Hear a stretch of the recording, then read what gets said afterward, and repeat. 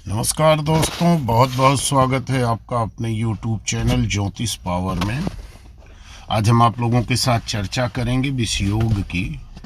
कुंडली में यदि विषयोग है तो जिंदगी एक जहर के जैसी बनती चली जाती है और तमाम तरह की रुकावटें, तमाम तरह की मुसीबतें, परेशानियां आपके जीवन में कभी पीछा नहीं छोड़ती हैं।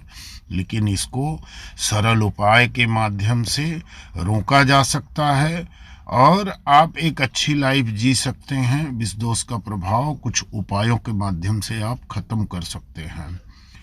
किसी भी जातक की कुंडली में शनि और चंद्र ग्रह की युति को अच्छा नहीं माना जाता है, इसे विषयोग कहा गया है।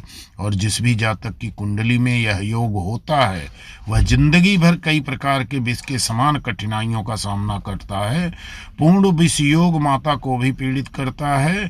तो इस युति का आपके जीवन पर क्या असर पड़ता है और इसका निदान क्या है, इसके लिए वीडियो पर अंत तक बने रहना। चैनल पर पहली बार आए हो तो चैनल को सब्सक्राइब जरूर कर लेना। ऑल की बटन को सिलेक्ट करना न भूलिए ताकि हमारे सभी वीडियो आपको मिलें। ज्योतिष से जुड़ी कोई भी परेशानी आप निवारण करवाना चाहते हैं, कुंडली विश्लेषण करवाना चाहते हैं, कुंडली मिलान करवाना चाहते हैं या किसी प्रकार का रत्न रुद्राक्ष खरीदना चाहते हैं तो हमें संपर्क कर सकते हैं। इस युति में व्यक्ति न्यायप्रिय, मेहनती और ईमानदार होता है और इस युति के चलते व्यक्ति में वैराग्य भाव भी जन्म लेता है। यह इसका एक सकारात्मक पक्ष माना गया है। चंद्र और शनि किसी भी भाव में इकट्ठे बैठ जाएं, कुंडली के 12 भाव में से चाहे जिस भाव में शनि और चंद्र की युति बन गई। अब युति में भी देखना ये होता है कि क्या युति दीप्तांश में मिल रही है। दूसरा ये है कि एक घर में एक राशि में युति बनती है तो नक्षत्र भी अगर दोनों के एक ही हैं तो पूर्ण युति मानी जाती है। इसके बाद भी ग्रहों के अंश में अगर डिग्री ज़्यादा अंतर दे रहा है तो दीप्तांश में यदि नहीं मिल रहा है, दीप्तांश एक बड़ा रोचक विषय है, ये कुंडली विश्लेषण में इसको निकाला जाता है। तो अगर दीप्तांश में नहीं मिल रहा है तो पूर्ण विषयोग नहीं माना जाता है। गोचर में जब शनि चंद्र के ऊपर से या जब चंद्र शनि के ऊपर से निकलेगा तब विषयोग का सामना करना पड़ता है। जब भी चंद्रमा गोचर में शनि अथवा राहु की राशि में आता है तब विषयोग बनता है। और कुछ ज्योतिष का मत है कि विषयोग दृष्टि से भी शनि की बनता है। कर्क राशि में शनि पुष्य नक्षत्र में हो और चंद्रमा मकर राशि में श्रवण नक्षत्र में हो, अथवा चंद्रमा और शनि विपरीत स्थिति में हो और दोनों अपने अपने स्थान से एक दूसरे को देख रहे हों तब भी विषयोग बनता है। यदि 8वें स्थान पर राहु मौजूद हो और शनि मेष कर्क सिंह वृश्चिक लग्न में हो तो भी विषयोग बनता है। शनि की दशा और चंद्र की प्रत्यंतर दशा हो अथवा चंद्र की दशा हो शनि की प्रत्यंतर दशा हो तो भी विषयोग बनता है। तो विषयोग के कई तरीके से देखना पड़ता है। और यदि कुंडली में शनि कमजोर है और चंद्र बलवान है तो विषयोग का असर एकदम कम हो जाता है। तो ये बहुत सारी चीज़ों का बाकायदा कुंडली का विश्लेषण करके ही आप अपनी मर्जी से ही कुंडली खोल करके और विषयोग निकाल करके परेशान हो जाएंगे, वो एक अलग मुद्दा हो गया। युति में डिग्री देखी जाती है। यदि वह डिग्री या अंश के अनुसार एक दूसरे से यदि 12 अंश दूर हो गए तो योग नहीं बनेगा। लग्न की कुंडली में यह योग किस भाव में बन रहा है यह भी देखा जाता है। जैसे मेष लग्न की कुंडली में युति हो तो यह योग असर दिखाएगा क्योंकि शनि मेष राशि में नीच का होता है।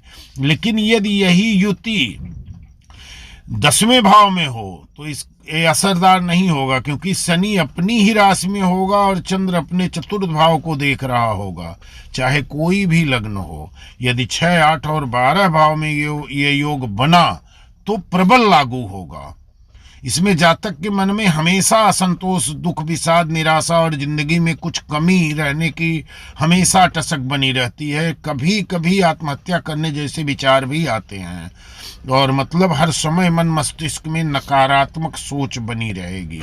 यह युति जिस भाव में होती है यह उस भाव के फल को खराब कर देती है। जैसे यदि यह युति पंचम भाव में है तो व्यक्ति के जीवन में कभी स्थायित्व नहीं हो पाता है, भटकता ही रहता है। यदि सप्तम भाव में चंद्र व शनि की युति है तो जातक का जीवन साथी प्रतिष्ठित परिवार से होता है, लेकिन दाम्पत्य जीवन की कोई गारंटी नहीं है। हाँ, यदि चंद्र शनि के साथ मंगल भी हो तो दाम्पत्य जीवन में परेशानियां तो निश्चित रूप से आना ही आना है। जातक शत्रुओं का नाश करने एवं उन्हें हानि पहुंचाने या उन्हें कष्ट पहुंचाने के लिए ही कार्य करता है। मतलब यह है कि जातक के जीवन में उसके शत्रु ही सबसे महत्वपूर्ण होते हैं।